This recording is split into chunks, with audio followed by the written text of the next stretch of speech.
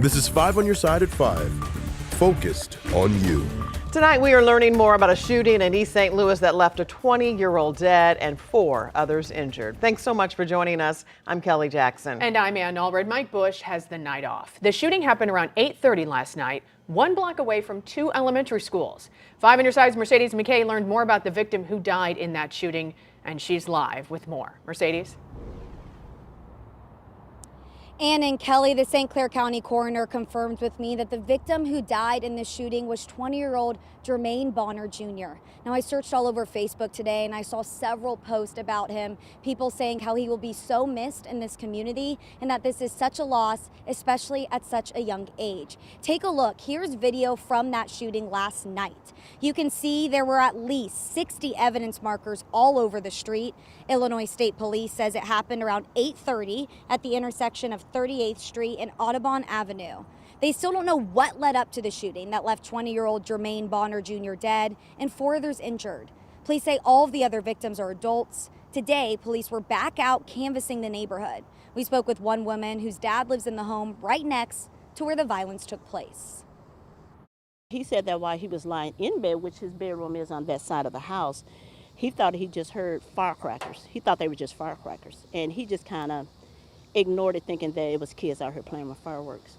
And then after about 14, 15 firecrackers going off, he began to hear a louder bang, bang, bang. And that's when he realized, oh, these are gunshots.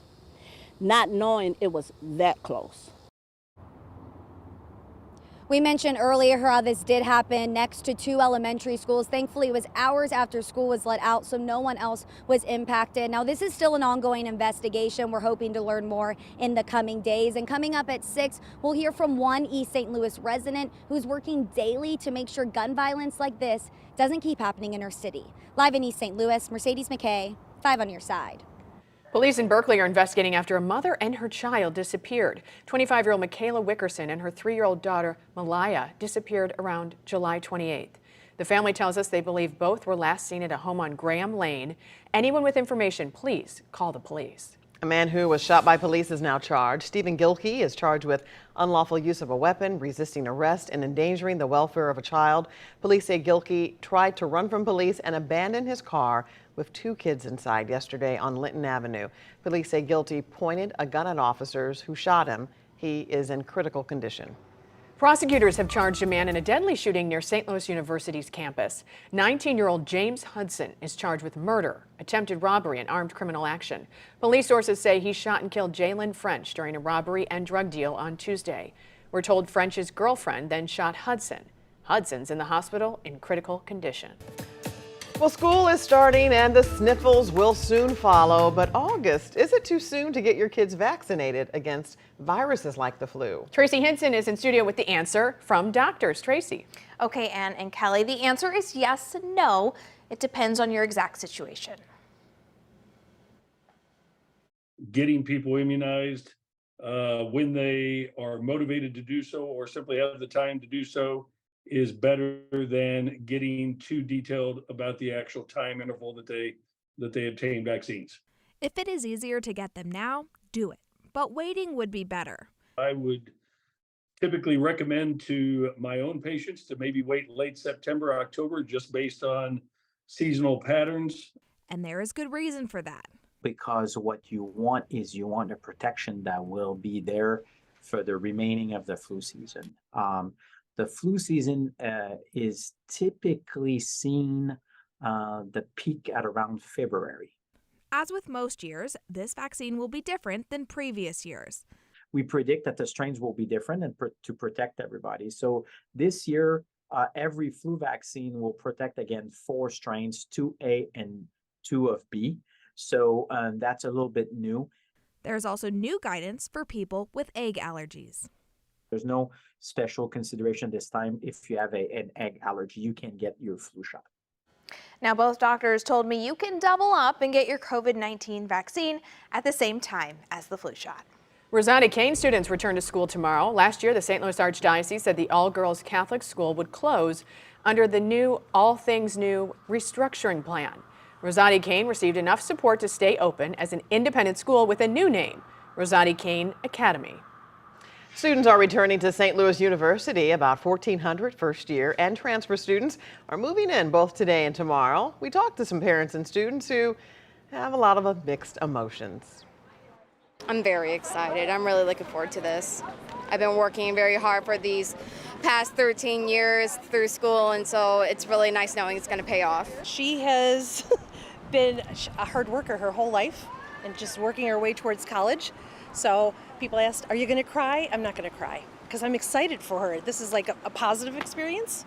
Oh, that's sweet. Well, fall classes start August 23rd. Brave mom. Yes. Governor's Day at the Missouri State Fair drew dozens of politicians to the fairgrounds ahead of next year's elections. And our political editor, Mark Maxwell, caught up with several of them ahead of a presidential election year where Donald Trump and Senator Josh Hawley could appear on the same ballot. Most of the politicians on the Missouri State Fairgrounds today were Republicans. 2 Democrats who did show up, both gunning for incumbent Senator Josh Hawley's job. Lucas Kunce and Wesley Bell both hammering Hawley for defending Donald Trump from criminal charges. No, I've seen some of the evidence, and what I've seen is compelling.